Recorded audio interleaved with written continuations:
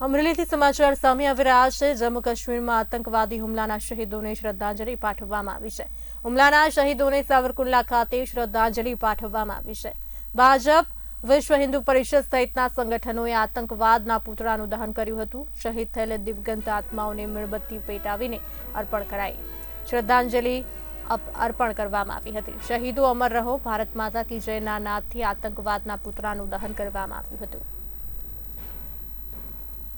गई काले काश्मीर में पहलगाम में जे आतंकवादीओ द्वारा पर्यटकों ऊपर जे हुमलो करवामां आव्यो अने तेमां 30 થી વધારે पर्यटकों जे मृत्यु पाम्या एने श्रद्धांजलि अर्पण करवा माटे सावरकुंडला भाजप परिवार द्वारा आज श्रद्धांजलि कार्यक्रमનું आयोजन रिद्धि सिद्धि चौक खाते करवामां आव्युं हतुं।